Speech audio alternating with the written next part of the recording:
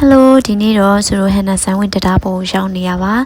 လေးညင်းလဲခံရင်ရှုကင်လဲကြည့်ရင်ပေါ့နော်ဒီတရားဆိုလို့ရှင်လမ်းလျှောက်သူတွေအတွက်စင်ကာပူမှာရှေ့ဆုံးတရားပါတရားရဲ့ရှေ့ကကြတော့294မီတာရှိပြီးတော့သူကတရားရဲ့အမြင့်ကကြတော့36မီတာရှိပါတယ်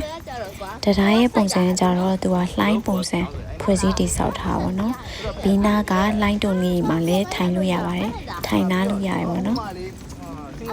ဒီနားမှာလည်း view တွေမြင်ရတယ်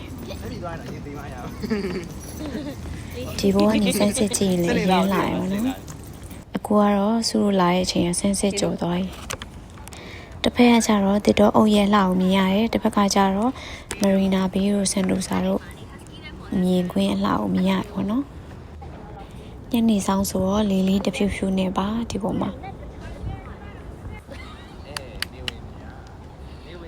ညဘက်ကျရင် LED မီးလေးလည်းရှိရယ်ဆိုတော့ဓာတ်ပုံရိုက်သူတွေအတွက်လည်းရမ်းလာပါတယ်ဆိုလမ်းဆက်ရှောက်လိုက်ပါဦးမယ်ဘိုင်ဘိုင်